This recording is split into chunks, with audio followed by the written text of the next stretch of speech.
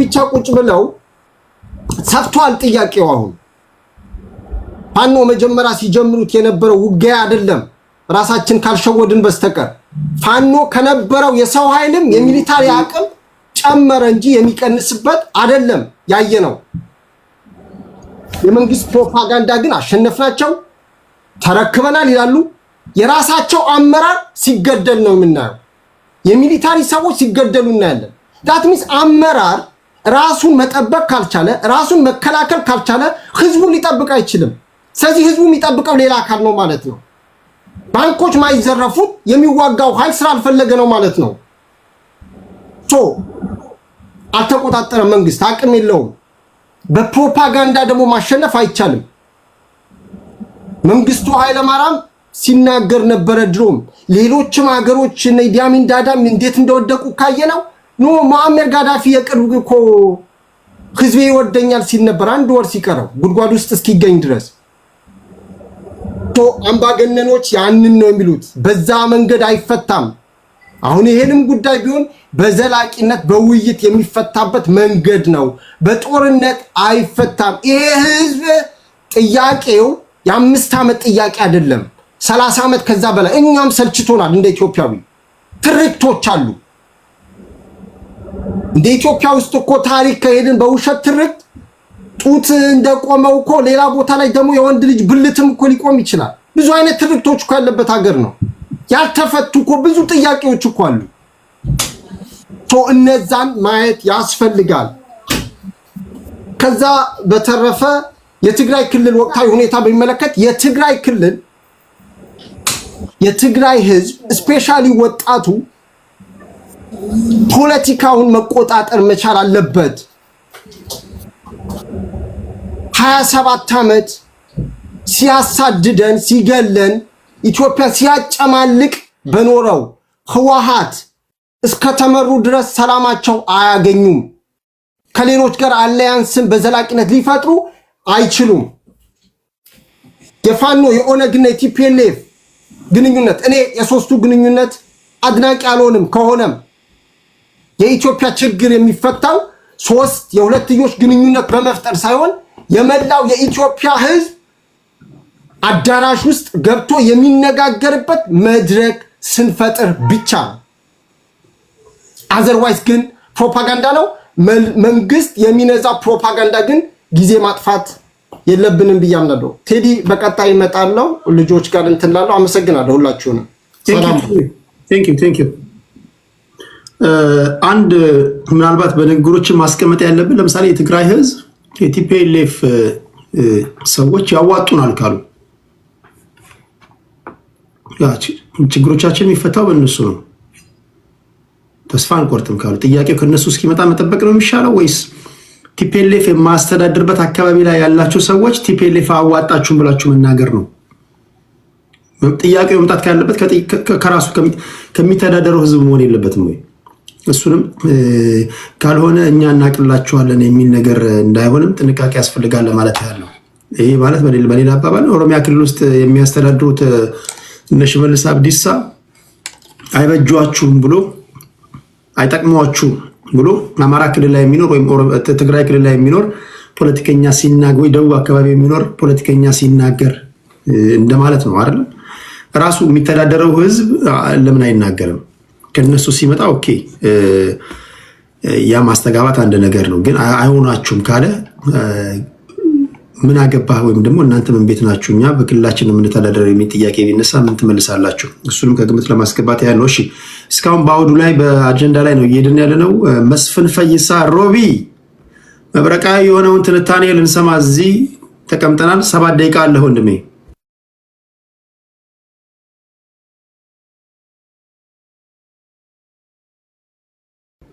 ሚዩት ነህ ኮላ ምንድነው ኮላ ባትሪን ያስቀምጥከው ኮላ መኪና ነው ስራ ላይ ነው ያለሁት መንገድ ዳር ቆንከው አይ ፓርኪንግ ውስጥ ኦኬ እሺ ቀጥል ምንም ማረጋ እኔ ነው ያቁኛል ተዋቸው ቴዲዬ አንተ እኮ አንዳንድ መልካም ዜና አሰማም አንድ ዜና ልንገር ቅዳሜና እሁድ አንድ የዛሬ 16 ዓመት በፊት ወንጌልን ያስፋፉ የሳቸው ልጅ የትራምፕ ቀኝ እጅ የሆኑ ትራምፕ ሲሾሙ ጸሎት ያደረገላቸው ፓስተር ኢትዮጵያ ውስጥ መጥቶ መስቀል አደባባይ በሺዎች የሚቆጠሩ ወንጌላን አማኞች ጸሎት ያደርጉ ነበር። እዛ ላይ የደብተራ መተት፣ የምቀኝነት መንፈስ፣ የቅናት መንፈስ ሁሉ ተመታ ከኢትዮጵያ ላይ። እዚህ አንተ ቤት ውስጥም ጌታ ብትቀበል ይሄ መንፈስ ይመታል። ምክንያቱም ብዙዎቻችሁ የሀገር ጉዳይ ላይ እንድንወያይ እንጂ ሃይማኖታዊ ጉዳይ ላይ ባንወያይ። ሃይማኖት አልለካውም። እኔ አንዴ ከስም እንድትሰጠኝ አልፈልግም። እዚህ ቁጭ አካሄዱ ትክክል ነው፣ ትክክለኛ አካሄድ ነው። የሰው ልጆች የኔ ነገር ሲሆን ነው አይደል አንተ የሚያምህ አስተያየት የሚሰጡ። ለዚህ እኮ ነው ዳቢሎስ ስለሚያስጨዋቸው ነው እንደዛ ነው።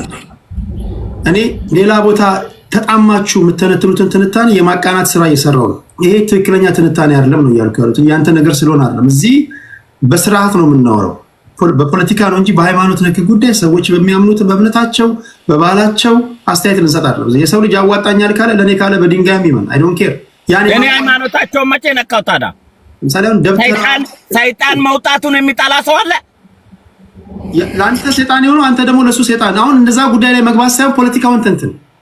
ኦኬ፣ አንተም ጌታን ተቀበል፣ እግዚአብሔር ይሰማል።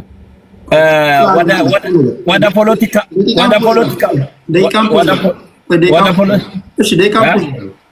ደቂቃን ፖዝ ላለው በቀልድም በቁም ነገርም ፕሊስ የሃይማኖት ጉዳይ የእምነት ጉዳይ አታንሱ። እሺ፣ ፖለቲካው በቂ ነው። እሺ፣ ወደዛ ልሂድ። እሱን ስርዓት አድርጉና አውሩ። እሺ፣ ቀጥል። አንደኛ ስለ ድሮን ሲያነሱ አይቻለሁ። 2010 ነው ድሮን የተጀመረው በጠቅላይ ሚኒስትር ዶክተር አብይ አህመድ አይደለም፣ በኢህአዲግ ዘመን ነው አሉ። 2016 ኢህአዲግ የፈረሰበት ዘመን ነው።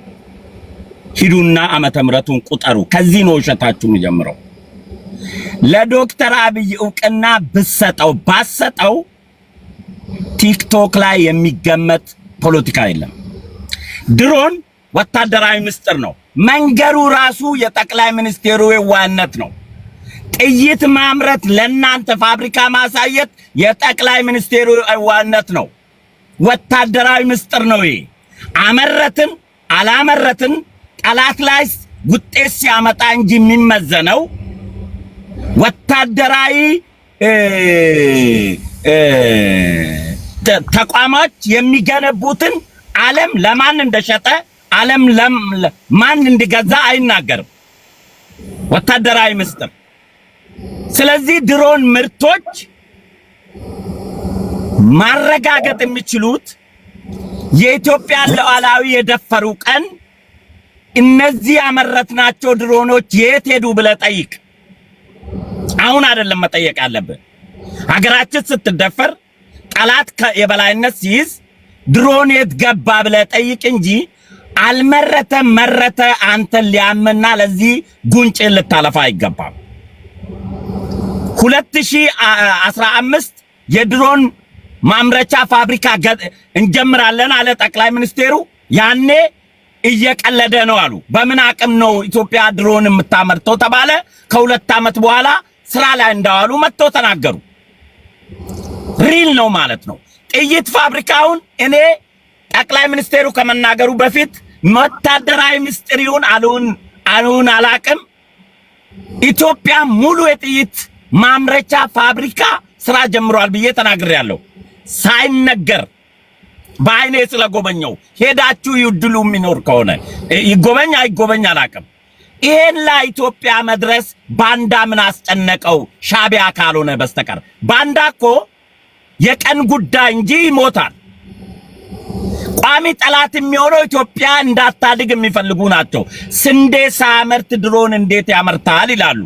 ስንዴ ስናመርት ተልካችሁ ሰልጥን ከነ መኪና ስታቃጥሉ የሚያቃጥለውን እጅ እስከምናቃጥል ድረስ ስንዴ ማምረቱ ትርጉም የለውም ማለት ነው። አምርተን ከነ መኪናው የሚቃጠልባት ሀገር ስለሆነ ይሄን ማን ነው የሚልከው? ላኪዎቹ ወታደራዊ ጠቀሜታ አይደለም ስንዴ ማቃጠል ሰሊጥ ማቃጠል አገርን ከመጥላት የሚመነጭ እንጂ አገርን ከመጥቀም የሚነሳ ፖለቲካዊ አይደለም ስለዚህ አንድ አገር ልማት ለማልማት መጀመሪያ ፈርጣማ ክንድ ሊኖራት ይገባል ጠቅላይ ሚኒስቴሩ ጠላቶቻችን ቆም ብለው እንዲያስቡ ነው እንጂ ወታደራዊ አቅማችንን የምናመርተው ጦርነት ናፋቂዎች አይደለንም አንድ ሰው እኔ ሽመልዬ መንገድ ላይ ሲሄድ እሱ ባዶ እጁን ቢመጣብኝ ሊመታኝ ያሰበ ሰውዬ ሽመል መያዜን ሲያይ ኦ መስፍን ሽመል ይዟል ብሎ ነው የሚሸሸኝ አይጀምረኝም ማለት ነው ስለዚህ እንዳይጀምሩን ወታደራዊ አቅማችንን ማጠንከር እንጂ ሰፈር ውስጥ እየሮጠ ለግዛዊ ከሚተኩሰው ሽፍታ አይደለም ኢትዮጵያ ወታደራዊ አቅሟን የምታጠናክረው ይሄንን የሚናገድ ተላላኪ ሳይሆን ላኪው ዋና ጠላት የሆነው እንደ ሻዕቢያና ግብጾች አይነቱ ነው ፋኖ ያሸንፋል ሽፍታ አሸንፈዋል እንኳን አሁን ኢትዮጵያ አሁን ያለችበትን ወታደራዊ ኃይል ከራሷ አልፋ አልሸባብን የሚደበድብ አቅም ባደራጀችበት ጊዜ ፋኖ ጥንካሬው የሚለካው አማራ ክልልን ለሁለት ዓመት ተቆጣጥሮ ዋና ከተማዋን ይዞ ትላልቅ ከተማዎችን ይዞ ነፃ ቀጠና የፈጠረ ወደ ኦሮሚያ ክልል ቦርደር ቢመጣ ኖሮ አው የፋኖ ጥንካሬ ጠንካራ ነው ብለህ ልታወራለት ትችላለህ ምንድነው አቺፍ ያደረገው የዛሬ 2 ዓመትም ይተኩሳል ዛሬም ይተኩሳል ሽፍታ አታጠፋም ኮር ገብቷል ክፍለ ጦር ገብቷል እዝ ገብቷል ቴዲዬ የኢትዮጵያ መከላከያ ሰራዊት ያለ መካነ እዝ መዋጋት ጀመረ እንዴ ጦርነቱ ተቀየረ እንዴ አንድ እዝ 13 ታንክ አላት የት ነው ሄዶ ያ ሁሉ ታንክ አማራ ክልል ከገባ ዋጡት በሉት ጦሩን ማርከናል ይላሉ ስጋ ያረዱ እየበሉ ነው ለራሳቸው ከአማራ ህዝብ ጓዳ እየበሉ ሙርከኛውን የት ያረጉ ነው እየማረቁ ከሆነ እየገደሉ ከሆነ ወይስ ያዙትን እየረሸኑ ነው አንድ ሰንሰለት ታንክ አይማርኩም ሰንሰለቷን እኮ ነው ማለት ዋናውን ታንክ አይደለም እዚ ከደመሰሱ ክፍለ ጦር ከደመሰሱ የኢትዮጵያ መከላከያ ሰራዊት ባዶ እጁን ገብቶ መዋጋት ጀመረ እንዴ መካነ እዝ ቀረ ኢትዮጵያ ውስጥ እኔም ማቀው አንድ ክፍለ ጦር እንኳን 4 ታንክ አላት 2 መርፍ አላት 1 ቢኤም አላት 2 መቃወሚያ አላት እኔ በማቀው ደረጃ እንኳን አሁን የት ሄዱ እነዚህ ትጥቆች ለምን አንድ ታንክ ፋኖ እጅ መግባት አቃተው ጠይቃቸው እስኪ ከጨረሳችሁ ከደመሰሳችሁ ወታደራዊ ትጥቆቻቸውን ለምን አልማረካችሁም ሰራዊቱን ብቻ ነው የምትማርኩት ወይስ መሳሪያውን አንፈልግም ብላችሁ እየጣላችሁት ነው ወይ መኪናውን መንዳት አትችሉም ሹፌርን ላክላችሁ በላቸው መቀደድና መበጥረቅ ወደ ተግባር ለማረጋገጥ ዋናው በተግባር የሚታዩ ኢቨንት የሆኑ መረጃዎች ቲክቶክ ላይ ሳይሆን ባህር ዳር ከተማን የራሷን ዋና ከተማ ያልተቆጣጠረ ኃይል ገና ከመከላከያ በላይ የሚበልጥ የኦሮሚያ ልዩ ኃይልና ፖሊስ ታጥቆ ድንበሬን አላስጠብቅም ብሎ ሲጠብቀው 3 4 5 አመታቶች ሺዎች አመታቶች ይጠብቀዋል ማለት ነው ስለዚህ ቴዲ ከዶክተር አብይ ውሸት የነሱ ውሸት ወዳችንን ነፍቶ አንቦሃ እየፈለግን ነው ታንክ ዩ ቴዲ አንድ ነገር ልበላችሁ እዚህ ውስጥ ቅድም ስጠይቅ ሰምታችኋል አድማጭ ተመልካቾቻችሁም ሁላችሁም በአእምሯችሁ መመዝገብ ያለባችሁ ሁልጊዜ እኔን ስታስቡ አንድ ሰው ቴዲ ቤት ተባረርኩኝ ካላችሁ በግል ስነ ምግባር ምክንያት ነው ያባረረህ በሉት ህዝባችሁ ጋር ይለጠፍ ሲመጣ ማባረው ማመጣው ራሱን ችሎ ነው ይመጣው እየነገርኳችሁ ነው በስነ ምግባር ጉድለት ምክንያት አዋርጄ ማባረው ሰው ካለ የራሱን ውርደቱን ይዞ እናንተ ጋር ገብቶ አወረደን ምናምን እንደዚህ ምናምን ካላችሁ የራስ ስነ ምግባርን አስተካክል በሉት እናንተም እንደዛ ማድረግ አለባችሁ ካልሆነ ግን ይሄ አጸያፊ ንግግር ነው ካልኳችሁ አቁሙ ሁላችንም ትልቆች ነን ለህፃናቶች ነው አይደል የሚነገረው ይሄ አጸያፊ ንግግር ነው ይሄ ፖለቲካ አይደለም ከተባለ ኦኬ እሺ ነው መባል ያለበት ይሄንን ፕሊስ አድማጭ ተመልካቾቼ ይሄንን ፕሊስ ፕሊስ ፕሊስ ሁልጊዜ እንድታስቡልኝ ይፈልጋሉ። አደራ አደራ አላችኋለሁ። ግለሰቡ እንደዚህ ብሎ ማህበረሰብ ውስጥ ሊገባ ሲል በራስህ ባህሪ ነው የተባረርከው። ራስን ችለህ ተከራከር በሉት። እሺ ከልብ አመሰግናለሁ። ከመስፍን ቀጥለው ወደ ዶክተር ታም ይመጣሉ።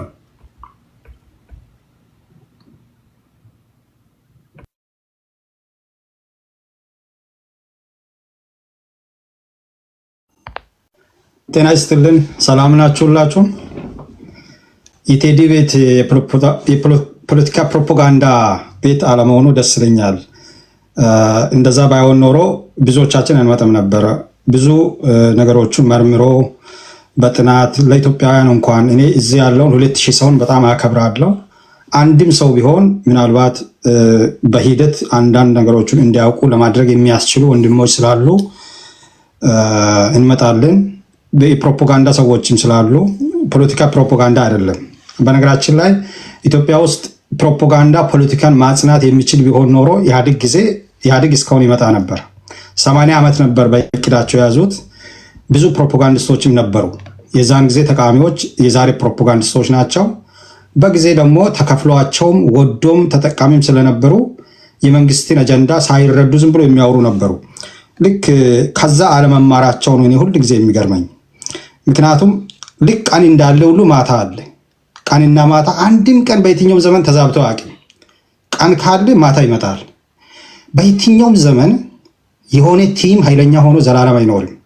የሆነ ግለሰብ ልክ ፀሐይ ወጥቶ የሆነ ቦታ ላይ 6 ሰዓት 9 ሰዓት አካባቢ ጠንካራ እንደሚሆን ሁሉ አንድ ዘመን እንደዛ ሊበራ ይችላል። ጠንካራ ሊሆን ይችላል፣ ኃይለኛ ሊሆን ይችላል፣ ግን ይወድቃል። የሚወድቅ ከሆነ ቀንም ማተም የሚሰራው ስርዓት ላይ ነው ማውራት አለብን። እኩል የሚያደርገን እሱ ስለሆነ በፕሮፓጋንዳ ዛሬ እዛ ተሰራ እዚህ ተሰራ ወደዛ ወጠን ገበን ወደ ባመጠን ስንዴ ዘረን የምትሏቸው ነገሮች በጣም ጥሩ ናቸው። አገርን የሚያጽነው ግን ህዝቦችን ማቀራረብ ነው። ቅድም አንድ ወንድሜ እዚህ ሲናገር ቶፒኮቹ ላይ ይመጣሉ። እኔ አንድ በአንድ ነው የሚያወራው። በኋላ ስለ ነዳጅማ አለን ግን ስካቴርድ ነው አለ። የተበታተራ ነው ማለቱ መሰለኝ። አንድ ቦታ አለ፣ ሌላ ቦታ የለም፣ ሌላ ቦታ አለ እና ጠቅላይ ሚኒስትሩ በጊዜ ወጥቶ መግለጫ ሲሰጡ መረጃ አልደረሳቸውም እንዴ? ምክንያቱም በአንድ አገር መሪ ማለት ሮል ሞዴል ነው። የሚያድጉ ልጆች ይሰማሉ። ንግግራቸው፣ ቶናቸው፣ አቀራረባቸው፣ አለባበሳቸው፣ ሌሎችን ትሪት የሚያደርጉበት መንገድ ማህበረሰብን ተጽዕኖ ያመጣል። በዚህ ንግግር ኢትዮጵያ ውስጥ ያልተገኘውን ነዳጅ ተገኝተዋል። ወደብ ያልተገኘውን ተገኝተዋል። ብዙ ነገሮችን አሁን ድሮኑንም ወደፊት እናያለን። ያልተደረገውን ነገር ማውራት ከሆነ አንድ ግለሰብ በዚህ ልክ ሮል ሞዴል የሚሆን ሰው፣ ሌሎችን ተጽዕኖ ሊያመጣ የሚችል ሰው በዚህ ልክ የማናምን ነገር የሚያደርጉ ከሆነ ማህበረሰቡ የሞራል ቀውስ ውስጥ ነው የሚገባው። እውነት ፍለጋ ይቸገራል፣ ይከፋፈላል። የሚያሰባስብ የሚያስተምር ፐርሴፕሽንን ቅርጽ የሚሰጥ ነገር አታገኙትም። ስለዚህ እሱን ነገር አስቡበት። ምክንያቱም ፖለቲካ ያልፋል። ቅድም እንደሚለው ቀንና ማታ እንደሚላወጥ ሁሉ ዛሬ ለመናገር ማይክ ያለው አቂም ያለው ስልጣን ያለው ብረት የለበሰው ባንክ የያዘው አዛዥ የሆነው ነገ ተሰዳጅ ሊሆን ይችላል፣ እስር ቤት ሊወድቅ ይችላል። አያዋጣም። ስለዚህ መሬት ረግጣችሁ ይሆናል ወይ አይሆንም የሚለው ላይ ትኩረት ስጡ። ሁለተኛ ወደ ድሮን ልምጣ። የድሮኑን የጥይት ፋብሪካውን፣ የአየር መንገዶቹን፣ የፓርኮቹን ሁሉንም ሲመለከት ሁለት ነገር ባይምሮ ይመጣል። አንደኛ እውነትም ኢትዮጵያን ሊያለማ የሚችል ተስፋ የሚሰጥ ለሚቀጥሉት ትውልድ የሚሆን ነገር ከሆነ ጥሩ ነው እንላለን። ነገር ግን ሁለት ነገር አለ እዚህ ውስጥ። አንደኛ ኢትዮጵያ በዚህ ጊዜ ጥይትንም አመረተች ድሮንን የሀገርን ከፍታ የሚያመጣ ከሆነ ቅድም ስዩሜ እንዳለው እንደግፋለን። ምክንያቱም ለሉዓላዊነቱ አስፈላጊ ስለሆነ። ነገር ግን ጨዋታው እንደዛ አይደለም። ጨዋታው አገር ውስጥ የራሲ ሰውነት ላይ ነው የሚተኩሰው። እንዴ አንተ ቢላዋ ገዝቼ መጣው እግርን ልትቆርጥ ቢላዋ ገዝቼ መጣው ብትል ሰው አብዳለሁ ነው የሚለው። ቢላዋውን ወይም ጩቤውን ሌሎቹን ለመከላከል ከሆነ ትክክለኛ መሳሪያ ሊሆን ይችላል። የራስን እግር ልትቆርጥ ግን እየሰራ ከሆነ ስህተቱ እዚህ ጋር ነው። አሁን ባየነው ሁኔታ ኢትዮጵያ ውስጥ መሳሪያዎች የሚሰሩ የሆኑ መንግስት የሚታጠቃቸው መሳሪያዎች ማንኛውም ነገር የሚያደርገው የራሱን ዜጋን ለማንበርከክ ነው። በአገር ውስጥ የሚደረገው ጦርነት ደግሞ የመንግስት ሽንፈት ነው። ለምን በላይ ቴዲ የትኛውም ልዩነት አገር ውስጥ በሰላማዊ መንገድ እንዲፈታ ሁኔታዎችን የማመቻች ከሆነ የመንግስት ድክመት ነው። you should make it or break it ተነጋግረህ መፍታት የሚችልበትን መንገድ አምጣ። የራስን እግር ለመቁረጥ እጁን ለመቁረጥ ሰውነቱን ለማድማት መሳሪያ ሰራው ካልክ ሰነፍ መሪ ነህ። አገርን መምራት አይጠበቅብህም አንተ። ምክንያቱም ሰነፎች ናቸው የሚጣሉት። ብልሆቹ ቁጭ ብሎ ይነጋገራሉ። ምክንያቱም የሚትገለው ዜጋ አምራች ነው። የሚትገለው ዜጋ ስለ ሀገሩ የሚዋጋ ነው። ስለዚህ ጥይት ፋብሪካ አመረትክ፣ ድሮን አመረትክ doesn't matter። የፖለቲካ ሊትሬሲያችን ነው የሚያሳየው። እነዚህን ወገኖችን ግን እንደየመልካቸውና እንደየቅርጻቸው መደራደር የምትችል መንግስት ከሆንክ ስማርት መሪ ነህ፣ ለዘመን የምትመጥነውና በዚህ ልክ ነው መፈተሽ አለበት።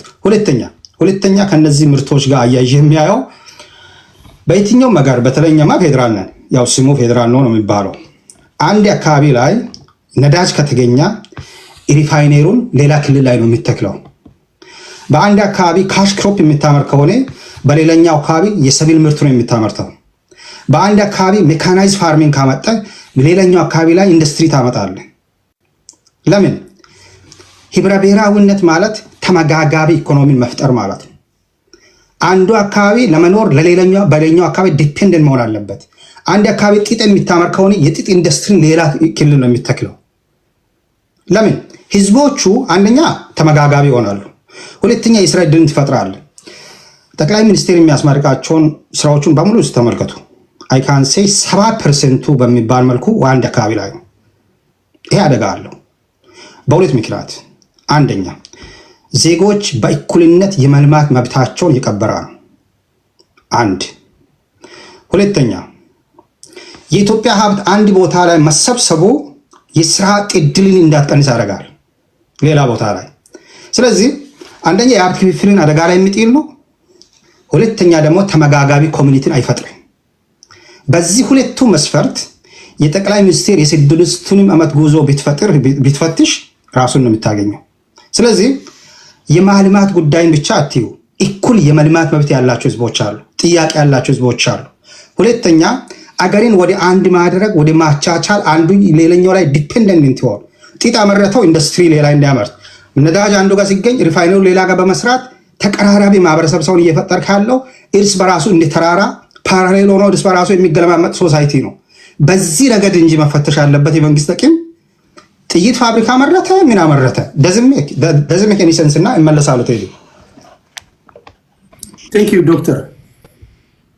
እሺ አንዴ ከኋላ ቢገባም ለአሰራር እንዲመቸን ሞጊልዳን እናስወራና ወደ አማራ ዩናይትድ እንመጣለን። ከዛ ደቂቃውን እየቀነስኩ ይመጣለሁ። 6 5 4 እያረኩኝ ዛሬ እንዳልኳችሁ ለአጭር ጊዜ ነው የገባሁት። ቅዳሜ አንድ እንግዳ ይኖረኛል፣ በመሀል ልገባ እችላለሁ። እሱን እነግራችኋለሁ። እንዳማረብን እንሰነባበታለን ማለት ነው። አንድ 2 ወይ 3 ዙር ከደረሳችሁ በኋላ ማለት ነው በ5 ደቂቃ። ሞጊልዳ ሜዳውም ፈረሱም ይኸው ያንተ ነው።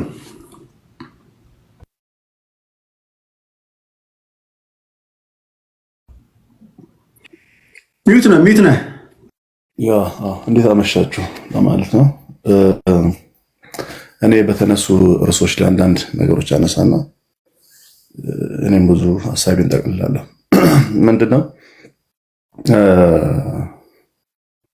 በዚህ በተነሱ በድሮ ምርቶች ላይ አሁን የተለመደ ስለሆነ የኛ እንትናችን ይሄ ምንድነው ስነ ልቦናችን ላለፉት 6 ዓመታት ማመን እንደሆነ ምን አካባቢ ማን ምን ይሰራል የሚለውን ነገር ስለተገነዘብ ነው። በቃ ድሮን ማምረት ጀመረን። ኔክስት ይር ኤክስፖርት ይደረጋል። ተተኳሽ ኤክስፖርት አድርጎ መንግስት $30 ሚሊዮን ለሀገር አስገኝቷል። ይሄ ትልቅ ምርታ ነው።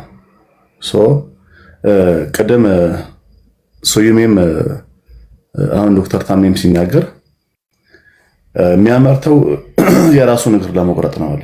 አንዳንዴ እንትን እውነት የሚመስል ውሸት ጥሩ አይደለም። ለምሳሌ መንግስት ሞኖፖሊ ቫይለንስ ያለው መንግስት ነው እዚህ ሀገር ላይ እንግዲህ ጠቅላይ ሚኒስትሩ ሹሩባ ሊሰራ ነው የመረጥነው የታጠቀውን ኃይል መስመር አስይዞ አስፈላጊውን እርምጃ ወስዶ የሚያስፈልገውን እርምጃ ለምሳሌ ባለፈው በትግራይ ጦርነት 1 ሚሊዮን ሰው አለቀ ብሎ ያላዝናሉ። ልክ ጠቅላይ ሚኒስትሩ እንደገደለ አድርገው እንደ ግሪሳ አይደል እንዲያሳውን አስገዶ ሲያመጡ የነበረ እና ምን ያርግ ጠቅላይ ሚኒስትሩ ጽጌረዳ አበባ ይዘን ጠብቃቸው እንታረ አሁን ለኔ እንደዚህ እንደሚሸልሙት አይነት ጽጌረዳ አበባ እንስጣቸው እንዴ? ያ እኮ ታጥቆ የመጣው እንትን የቃቃ ሽጉጥ አይደለም ይዞ የመጣ አይደለ? መሳሪያ ይዞ ነው የመጣው። መሳሪያ ይዞ የመጣውን በመሳሪያ ታስተናግደዋለህ። ጽጌረዳ አበባ ይዞ ለመጣ ጽጌረዳ አበባ ትሰጠዋለህ። ሀገር ለማጽናት ከሆነ እኮ ኒኩለር ብንጠቀምስ ምን ችግር አለ? ከዛ እንደ ሶሪያ ፈርሳ የአናርኪ ማለት አናርኪ እኮ እያየን እኮ ነው እኮ አንዳንድ ቦታዎች እኮ ትግራይ እኮ ኦልሬዲ አሁን እኮ ኮላፕስ የሆነ ክልል ሆኗል እኮ። እያንዳንዱ ጀራል የራሱን አካባቢ እየመራ ነው፣ የራሱን እንትን ያንቀሳቀሰ ነው። ምንድነው ማተብ ሽሚያ ሩጫ ንጥቂያ ላይ ያለው። እግዚአብሔር እኮ ይገርማል። እግዚአብሔር እያሳየን እኮ ነው። የሚገርም 27 ሲደመር 1 እና 27 ሲደመር 2 ካስታውሳችሁ ረብሻዎች ነበሩ በየክልሉ። ምን እንደሚሉ ታውቃለህ? ዛኔ ሲያላግጡብን እያንዳንዱ ረብሻ የሚያስነሱት እነሱ እንደሆነ እናውቃለን። እኛ እኮ ሰላም ነው ይላሉ። አሁን ደግሞ እኛ ሰላም ነን። በዚህ አጋጣሚ ከሰማችሁ የቲፒኤልኤፍ ሰዎች እኛ ሰላም ነን፣ ምቾት ላይ ነን እኛ። እናንተን ደግሞ እያባላችሁ ነው ፈጣሪ። ምናልባት ኢትዮጵያ እናንተ ተባልታችሁ እልቅ ስትሉ እረፍት ልናገኝም እንችላለን። ዋና ኮር ፖይንት የዚች ሀገር መባላትን ከፈጣሪ ጋር አታያይዘው። እንደ ፌዴራል መንግስት እያባላናችሁ ነው በል ወይ እርስ በርሳችሁ የተባላችሁ ነው? በራሳቸው ጉዳይ የፈጣሪን ፌዴራል መንግስት እሺ እሱን አስተካክላለሁ። የፌዴራል መንግስትን ከዚህ ያወጡት። ፌዴራል መንግስት ሲጀመር በፕሪቶሪያ ስምምነት መሰረት እሱም የሽግግር መንግስቱ መግባት ይችል ነበር። አንፈልግም እዛው ራሳቸው ጨርሶ ነው ያላቸው። ምንም በቃ አሁን ፌዴራል መንግስት የሚያላክኩት ነገር የለም፣ ምንም ነገር የለም። እርስ በርሳቸው ዝርፊያ ውስጥ ንጥቂያ ውስጥ ከሽሬ እስከ ሽራሮና ከሽሬ በዚህ በአዳጋራ እስከ ባድመ ድረስ ያለው መንገድ ጥርጊያ ሰርተው ወርቅ እያሸጋገሩ ነው። ስለዚህ ኢትዮጵያ ላይ የመጣ አካል ቀጣይ እርስ በርስ መባለቱ አይቀርም። አሁን እዚህ አማራ ክልል የምናየው የፋኖ እርስ በርስ የሚያባላው ይኸው ነው። በቃ ዓላማ ስለሌለው ማኒፌስቶም ስለሌለው ለህዝብም ስላልቆመ ገብቷል። ስለ ሰብአዊነት ያወራሉ። መምህራን አስሮ ከገደል ከዚህ በላይ ምን ያደርግላል? 7 ሚሊዮን ተማሪ መማር ነበረበት። አንድ ተማሪ እንዳይማር ብሎ መግለጫ ያወጣ ፋኖ ይሄ ነው ለህዝብ የቆመ? መንገድ ዘግቶ ህዝቡን እያስራበ ያለ ይሄ ነው መንግስት የሚሆነው? እንመጣለን ይሉኛል ደግሞ አንዳንዶቹ ግርም ይሉኛል። ና መጀመሪያ ባህር ዳር ና ደሴ ና ኮምቦልቻ አንዱን ቦታ ያዝ እስቲ። ማረክን ቅድም መስፍን ፈይሳ አስቀምጧል። ማርካችሁ የት ነው የምታረጉት? እና አንዳንዴ ለህዝባችሁ እስቲ እንደው አንዳንዴ እኔ በእውነት እንደ ፋኖ ደጋፊ በቃ በዓለም ላይ እንደ ውሸታም አይቻልም። ትንሽ እንደው አይሰለቻችሁም? እኔ ግራ ነው ይገባል። ምንድን ነው የሚያወሩት ነገር? በ24 ሰዓት እንመጣለን አላችሁ። እኛ አንጀታችን ቆርጦን በሳቅ ሞተን ነው የጠበቅናችሁ። 24 ሰዓት አለፈ። 24 ዓመት ከሆነ ንገሩ፣ ዜሮ ጨምራችሁ ከሆነ ሰው ማዛግ ሰው እኮ ይሰለቸዋል እኮ። እኔ ቼክ ለማድረግ ሞክሬያለሁ በራሴ ጊዜ። ሰው ሰልችቶታል፣ እረፍት ይፈልጋል። እስቲ ለህዝባችሁ እረፍት ስጡት። ድሮን አመረተ ለኛ ነው ምን እንደሆነ ጥይት አመረተ ለኛ ነው ከምትል እስቲ ና እንወያይ ብሏል መንግስት። ለህዝብ የምታስብ ከሆነ መተህ መወያየት ነው። አልወያይም ካልክ ደግሞ መሳሪያ ይዘህ ሄድክ፣ አንተ በመረጥከው መንገድ መንግስት ያናግርሃል። በመረጥከው መንገድ መንግስት ያናግርሃል። ትላንትና ወደ አሰብ ስንሄድ ብዙ ቁርጠት የያዛቸው ሰዎች አሉ። ባለፈው እንኳን ሚኪ መጥቶ እዚህ አፉን ሲከፍት ያፈሩ እንደዚህ ያሉ የተሽኮረመሙ ሰዎች ሁሉ ነበሩ። የሻዕቢያ ጡት የጠቡ ሰዎች በጣም ይገርም። የወያኔና የሻዕቢያ ጡት ከጠባ እንትሽኮረመማለ። በቃ እንደዚህ ያሳፍራል። በቃ አንገትህ እንደዚህ ያስደፋል ነገር ያለው። በዚህ አጋጣሚ በጣም አደንቀዋለሁ ዮኒ ማኛ። ምንም እንኳን ባንዋደድ አይታል የፈለገ ቢሆን እኔ እናንተ እዚህ ልንሻኮት እንችላለን፣ ግን እኔ ኢትዮጵያዊነትን ያሳልፈሽ ይቻላል።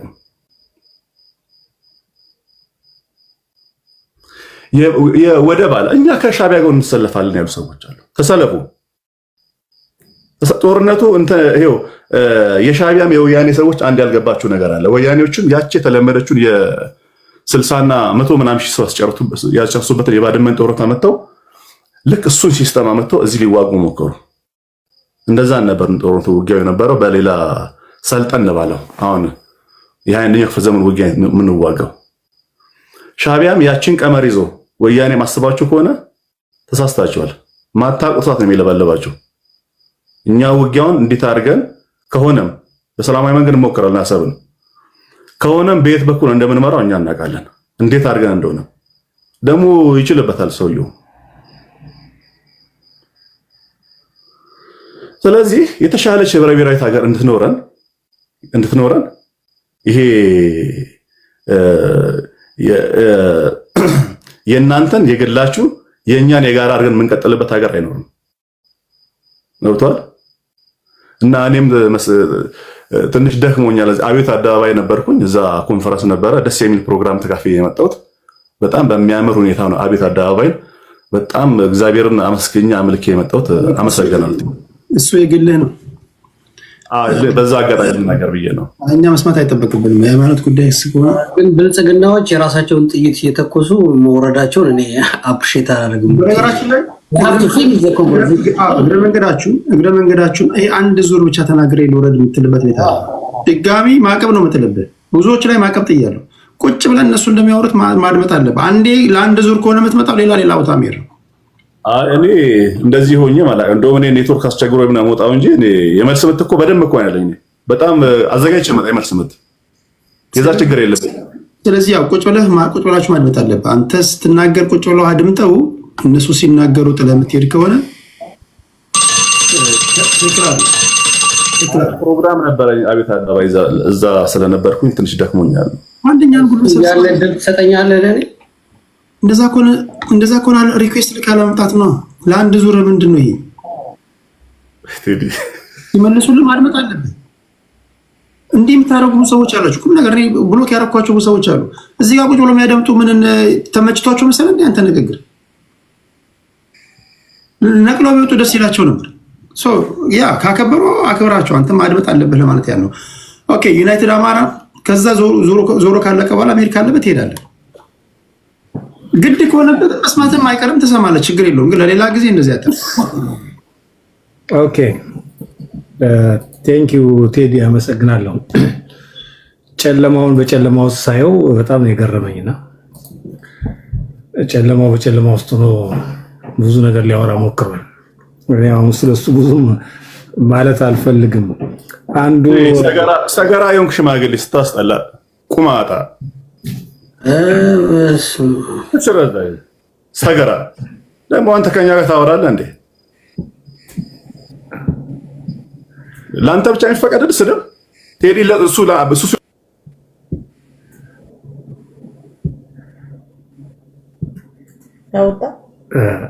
ኦኬ አድማጭ ተመልካቾቼ በጣም ይቅርታ ጠይቃለሁ። በብሎክ አሰናብቼዋለሁ። ከተደጋጋሚ ነግሬያቸዋለሁ። እኔ የማክበር ጉዳይ ካልሆነ በስተቀር እኔ እዚህ ጋር የምታየው ልጅ ዘሞመንት ዲስሪስፔክት ያደረጋችሁ ሰዓት ማክበሬ ሁሉ ይቀንሳል። እኔ እንዴት እንደምንለወጥባችሁ አታውቁም። አትሰዳደቡ አልኩኝ። እኔ እኮ የተናገርኩኝ ፖለቲካዊ ቋንቋ እንደበታችሁ ላይ ከሌለ አቁሙ ፖለቲካውን። እናንተ ናችሁ ህዝብ እያበጣበጣችሁ ያላችሁት። መተንተን ካልቻላችሁ ፕሊዝ ሌላ ማህበራዊ ጉዳይ አውራ፣ ቀልድ፣ የሆነ ጆክ ምናምን ስራ፣ የሆነ ነገር አድርገው፣ የሆነ ስለ ሴቶች ወይ የሆነ ጉዳይ ላይ ተሳተፍ። ፖለቲካ ላይ ገብታችሁ ግን የተሰዳደባችሁ የእናንተ መሰዳደብ የህዝብ መሰዳደብ እየሆነ ህዝብ አታስጨርሱ። እኔ በተደጋጋሚ ተናግሬያለሁ። እኔን ባለጌ አታርጉኝ። በተደጋጋሚ ተናግሬያለሁ። አድማጭ ተመልካቾች ይቅርታ ጠይቃለሁ፣ እንዲህ ያለ ባለጌ በመስማታችሁ ማለት ነው። ይሄ ለሁላችንም ይሰራል። ፕሊዝ እሺ፣ ቀጥል። ዩናይትድ አማራ ኦኬ ኦኬ። እኔ ችግር የለብኝም ስለዚህ ስለወራ። አንደኛው በጣም በሚያስቅ ሁኔታ ስለ ውትድርና ቅድም ትንሽ ተንትኖ ሄደ። ዛሬ ብቅ ጥልቅ እያሉ ነው ያሉትና አክብረው እንኳን መድረኩን ቁጭ ብሎ መነጋገር አልቻሉም። መማረክ ጌጡ የሆነው ሰው ምን ሲል ሰምታችኋል መሰላችሁ? አንድ ክፍለ ጦር 4 ታንክ አለዋል። አሁን ይሄ ነው የሀገሪቱን ዩኒፎርም ለብሶ ውትድርና ውስጥ የነበረው። አንድ ክፍለ ጦር ስንት ብርጌድ እንዳለው የማያቅ ስንት ኃይል እንዳለው እንኳን የማያቅ 4 ታንክ አለው ብሎ ሲናገር በውትድርና ባለፈበት እንኳን አልፎ ያውቅ ምን ለመናገር በጣም ነው የገረመኝ። አንድ ብርጌድ እንኳን ትንሹ 9 ሲበዛ 13 ታንክ አለው አንድ ብርጌድ። አንድ ክፍለ ጦር 3 ብርጌድ አለው። ስንት ታንክ አለው ብለው ታስቡ እንኳን አያውቀውም። አንድ ክፍለ ጦርን 4 ታንክ ነው ያለው ብሎ የሚናገር ምርኮኛ ነው እንግዲህ ተንታኝ ነው የሚመጡት እዚህ ጋር።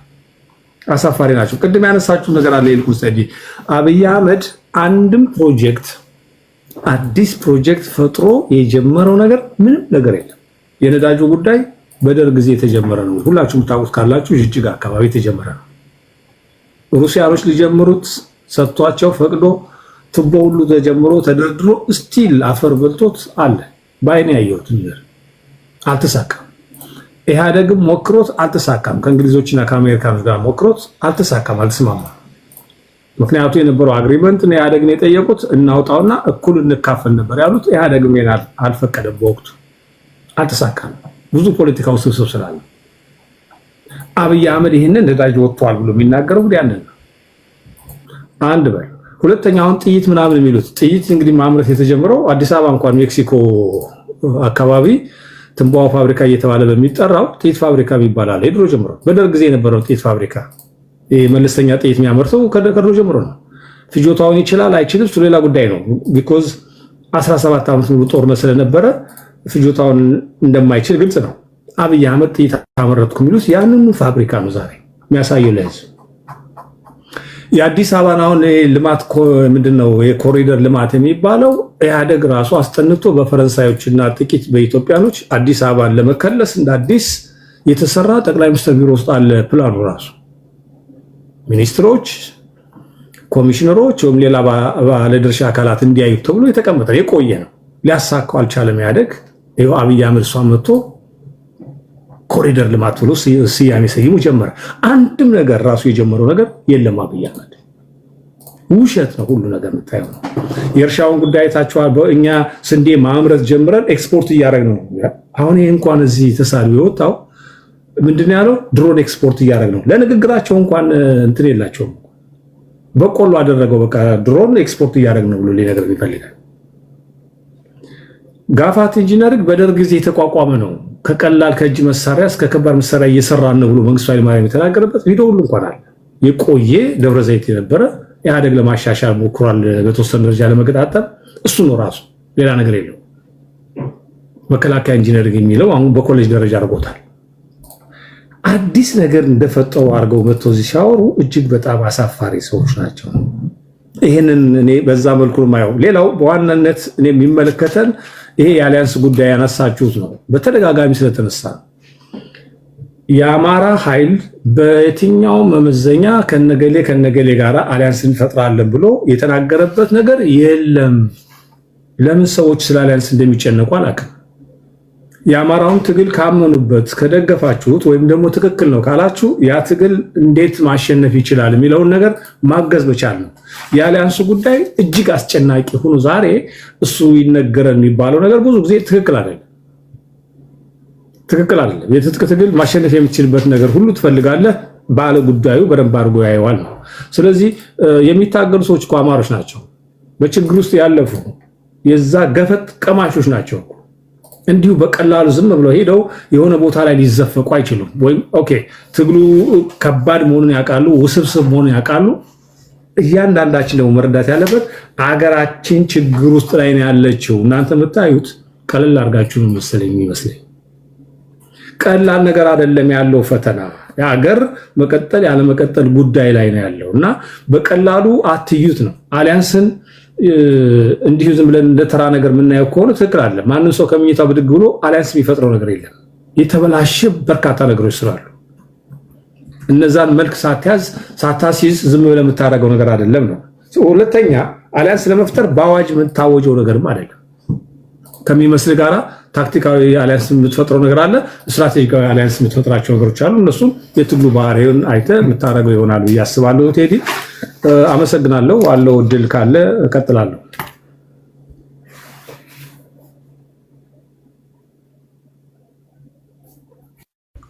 ዩናይትድ አማራ ይሰማል አይደል? ለአንተም እኔ አንድ ነገር ልንገርህ። በጣም ብዙ አስተያየቶች ከሚደርሱኝ በአብዛኛው አንተን አስመልክቶ አንድም አስተያየቶች ይደርሱኛል። ዩቲዩብ ላይ ደማየት ትችላለህ። መሀል ላይ የምሰነቅራቸው ቃላቶች ተገቢ አይደሉም። ብዙዎቹን ዩቲዩብ ላይ ኮሜንት የሚሰጧቸውን አድምጡ። ይህን ነገር አስወግድ። አሁን የተናገርከው ንግግር በጨለማ ውስጥ ጨለማ፣ ይሄ ኮምፕሊትሊ ዲስሪስፔክት የሆነ ንግግር ነው።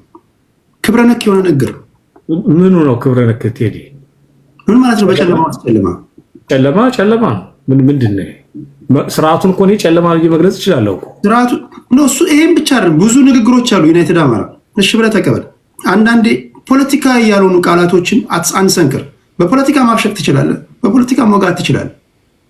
አሁን ማንን ብትጠይቅ በጨለማ ውስጥ ጨለማ ማለት አንደኛ ጥቁረቱን ነው፣ ሁለተኛ ያለበት ብርሃን ስለሌለ ያንን ለመግለጽ ነው። ያንን ነው የሚያስበው። ገባህ? ኦፌንድ የሆነው በዛ ምክንያት ነውና ካልተጋገዝን አይደለም ቴዲ። አሁን እኮ እሱንን ፖለቲካ ወርድ አድርጎ መናገር ነው ተራ እንደዚህ አይነት ስድብ መሳደብ ነው። የትኛው ነው የሚሻለው? ለሱማ ተገቢውን ቅጣት ሰጥቶት ያንተ ንግግር መታረም አለበት ነው እያልኩ ያሉት። ኦኬ እሺ ካልከሽ ለሱም ተገቢውን ቅጣት ሰጥቼዋለሁ። ግን እንደዚህ ስንት ንግግሮች እያሉ ማለት ነው፣ ፖለቲካዊ ቋንቋዎች እያሉ ይህንን ራሴ ፖስት ሳደርገው ሰዎች ኮመንት የሚሰጡትን ማንበብ አለባቸው። አንብቡና አስተካክሉ። እኔ ሁሉንም መናገር አልችልም። ራሳቸው ተቃራኒዎች የሚሰጡኝ ኮሜንት ምንጊዜም ጤነኛ ስላልሆነ እሱም ያስጨንቀኝ ነገር አይደለም። በግሌ እኔ ካልኳችሁ ትሰማላችሁ ወይስ አትሰሙም? እንዴት ነው ነገሩ?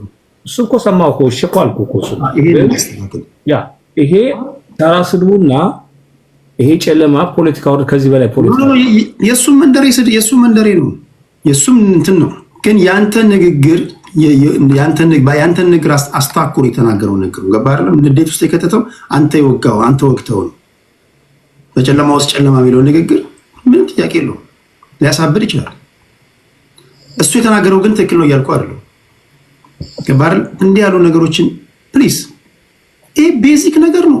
ስድብ የሆነና ስድብ ያልሆነ ነገር እንለይ ነው እያልኩ ያሉት እና ቢያንስ ለዘላቂ ውይይት ከሆነ እኔ ተከብራችሁ መታችሁ ተከብራችሁ እንድትሉ የማድረጉ ኃላፊነት የኔ ነው ካልኳችሁ እናንተም አግዙኝ፣ ጀስት እንተባበር።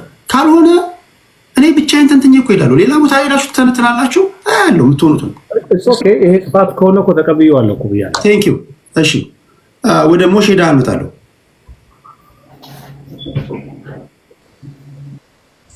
እሺ ቴንክ ዩ ቴዲ።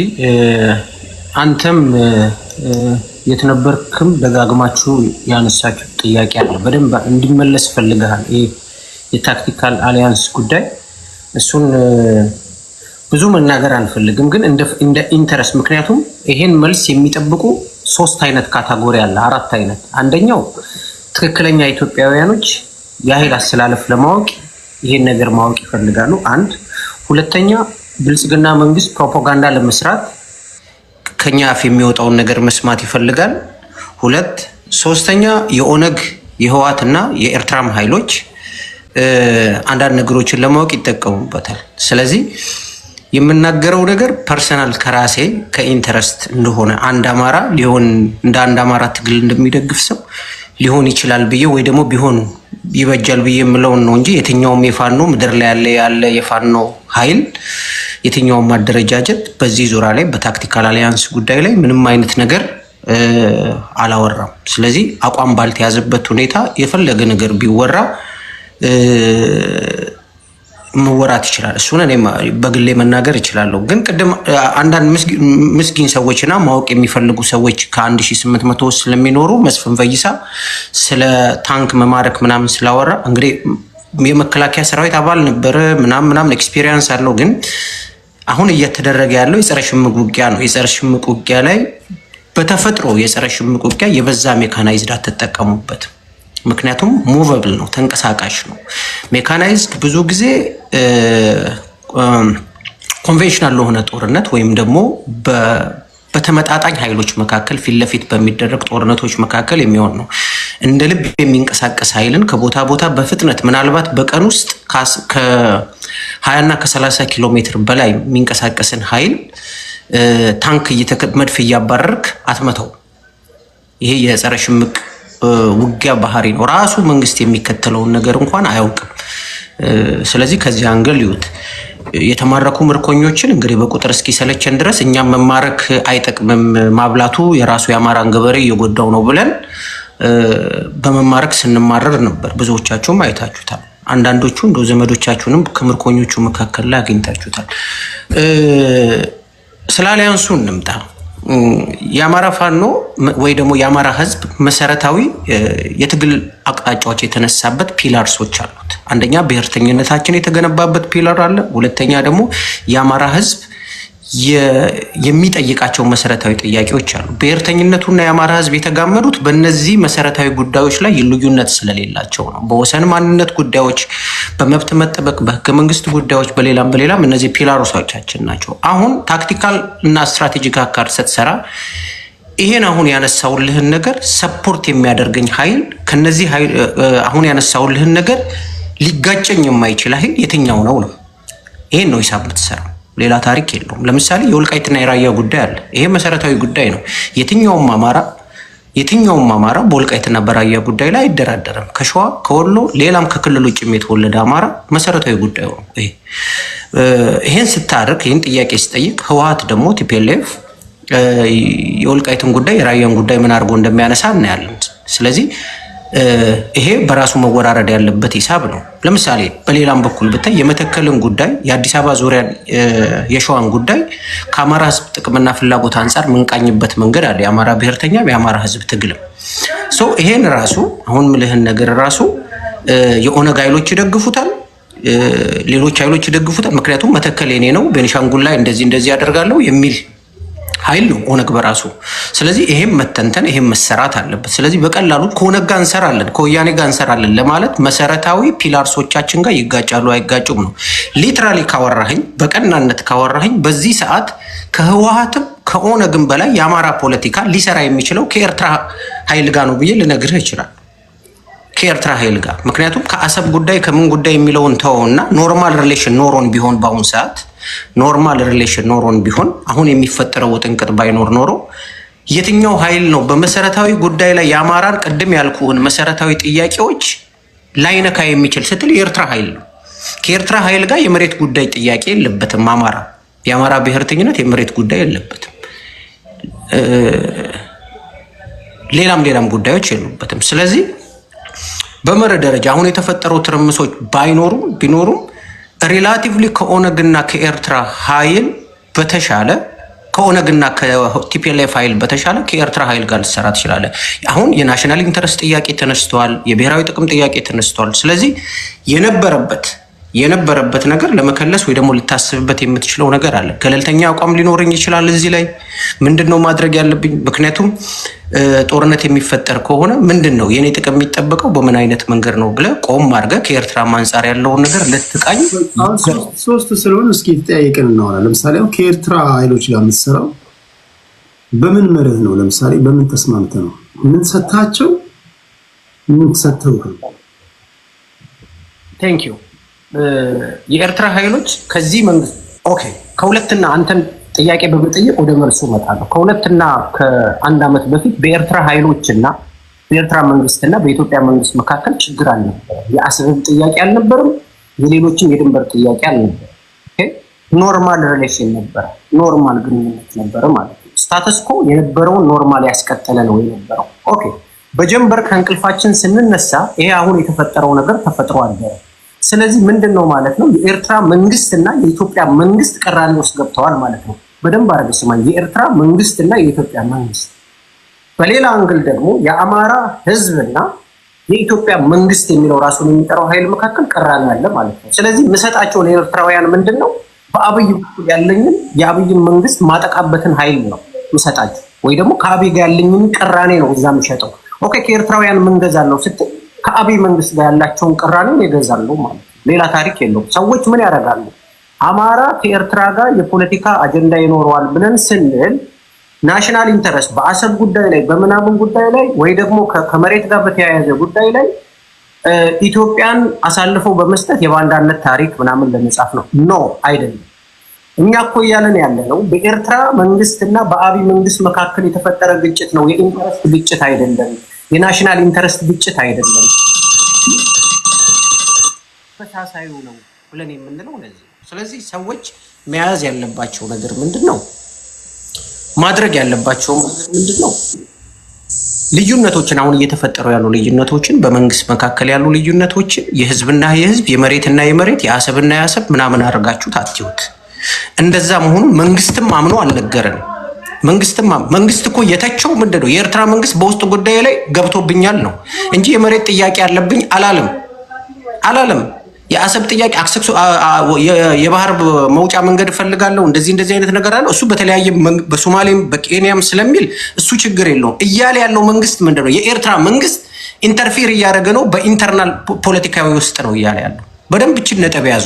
ስለዚህ ግጭቱ የመንግስትና የመንግስት ነው። ታዲያ ይሄን ነገር እናፍታታው።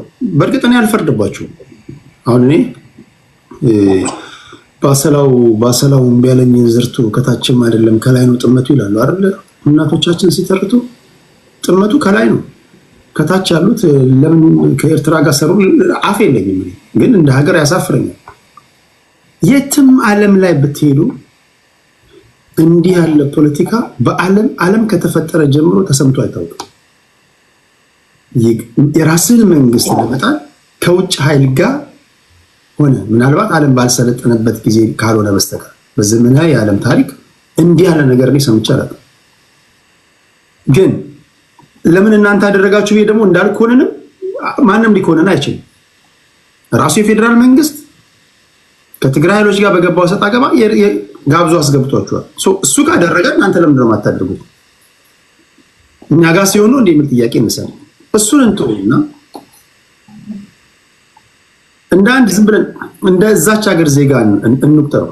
የሻዕቢያ መንግስት ትልቁ ጥንካሬ ይሄ መንግስት ኖረም አልኖረም እንደፈለገ የሚዘውራትን ኢትዮጵያ መመስረት ነው አይደል?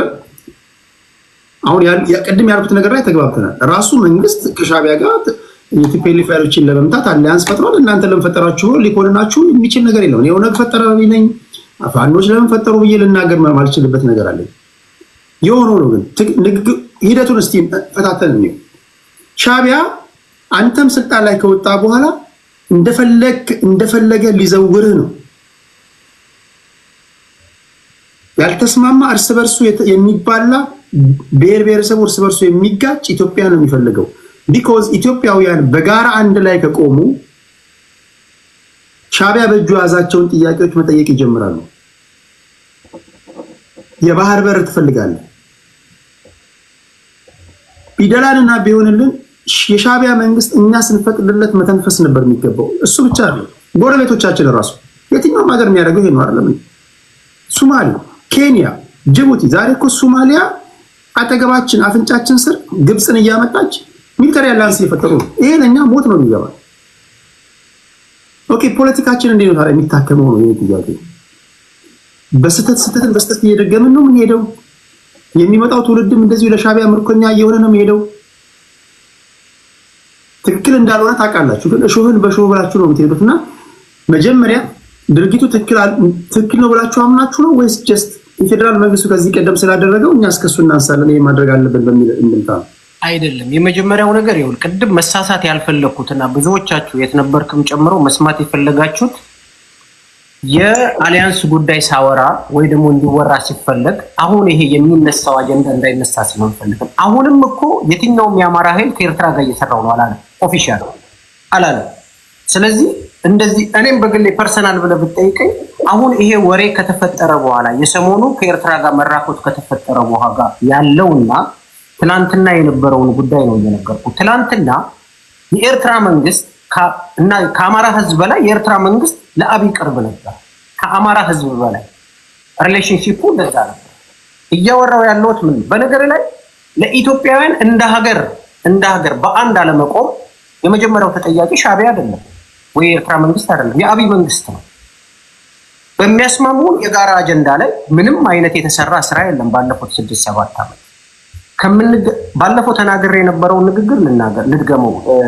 ቴዳ ኤርትራ ከተገነጠለች 33 ዓመት ሆኗታል። ከኤርትራውያን ጋር ከተለያየን እንደ ሀገር 33 ዓመት ሆኖታል።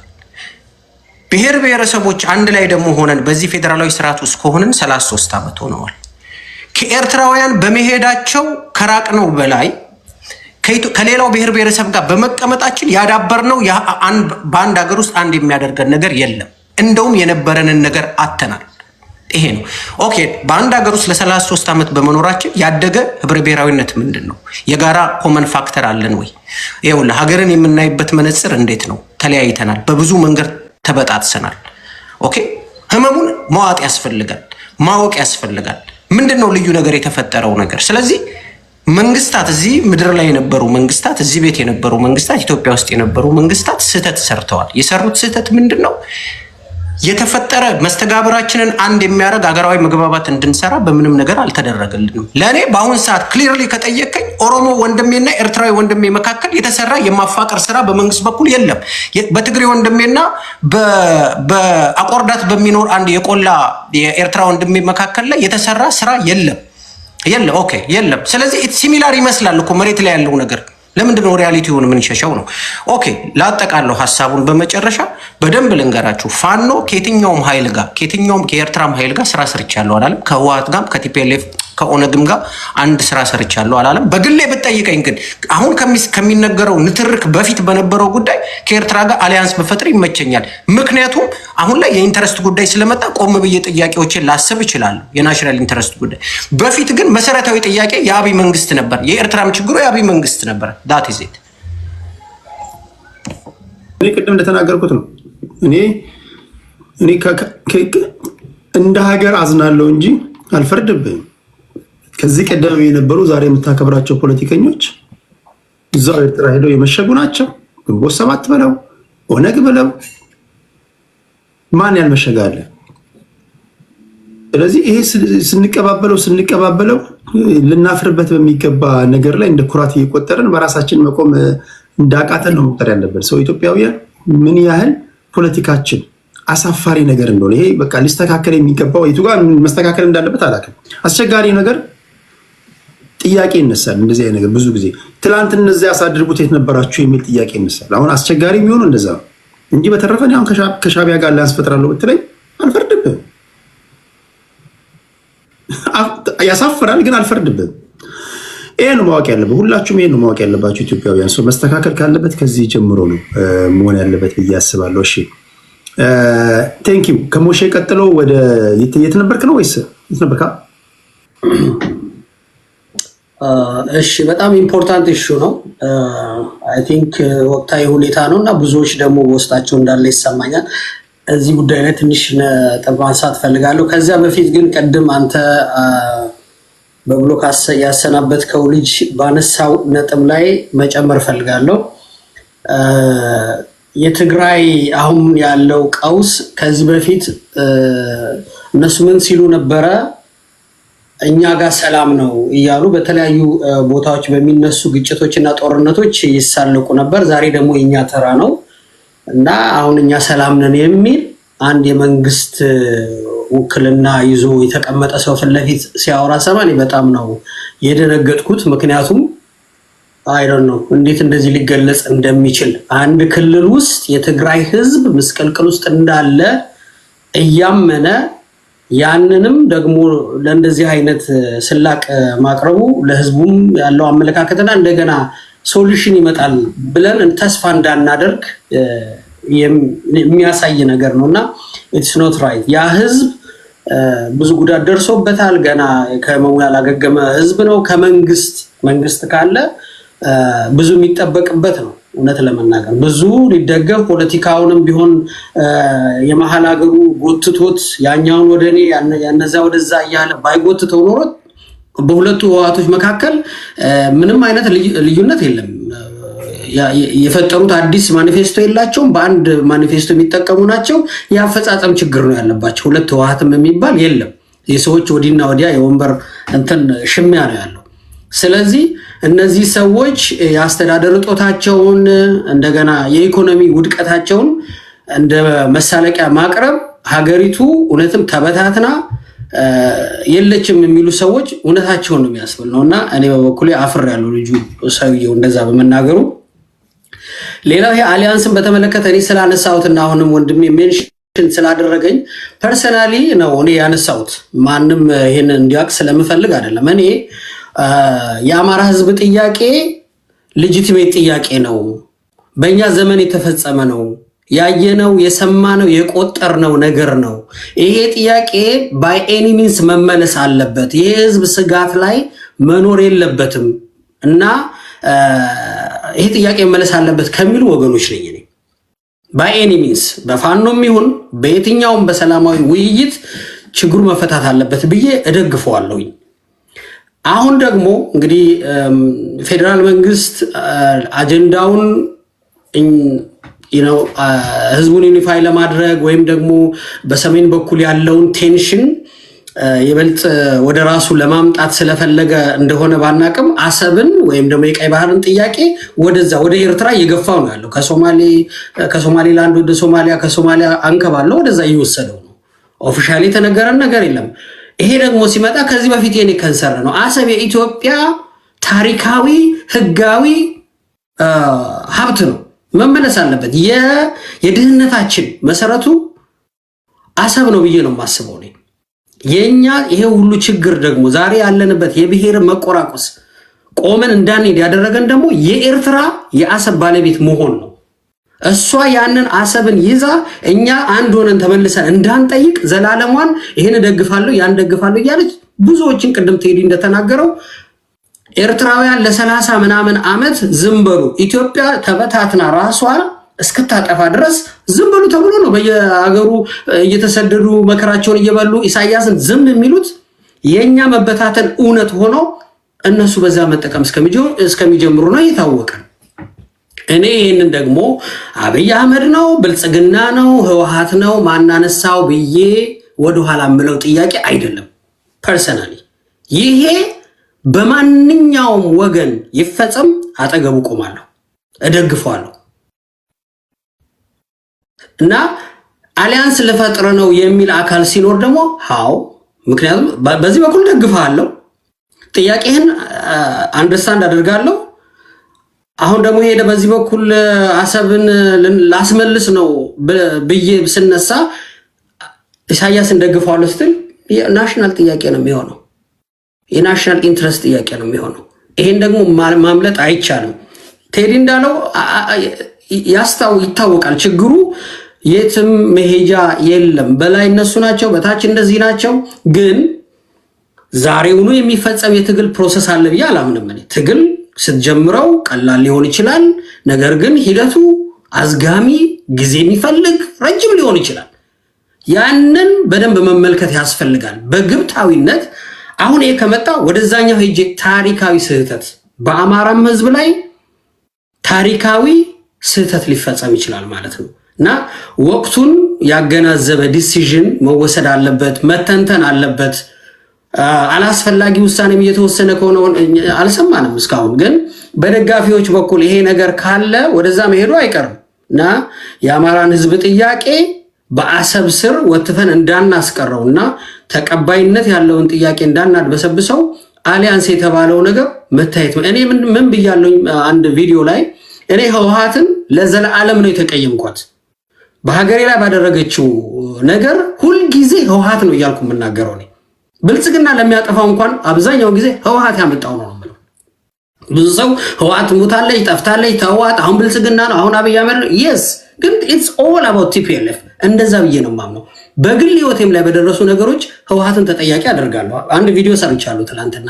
ነገር ግን ነገ እኛ የአሰብን ጥያቄ በምናነሳበት ሰዓት ህወሓት እጇን በዚህ ጉዳይ ላይ አስገብታ አሰብን ወደ ኢትዮጵያ የማስመለስ ስራን ብትሰራ ለህወሓት ያለኝን ቂምና ጥላቻ ሰርጄ ይቅርታ አደርግላታለሁ ብያለሁ፣ ኮንሲደር አደርጋለሁ ብያለሁና በዚህ ላይ እኔ ፐርሰናሊ አልደራደርም። ይሄን ማወቅ ደግሞ ፈልገ ለምደግፈው አካል ወዴት ይሄድክ ነው ብዬ መጠየቅ ሰው ስለሌለ ነው። የት ጋር ይጠየቃል ይሄ ጥያቄ የሚለው በውስጤ ስላለና እዚህ ደግሞ አትሊስት ሳውንድ የሆነ ነገር የምታቀርቡ ስለሆናችሁ እንድትሰጡ ሌላው እንደኔ ካለ ይስማው በሚል ነው። ቴንኪው፣ አመሰግናለሁ ቴዲ።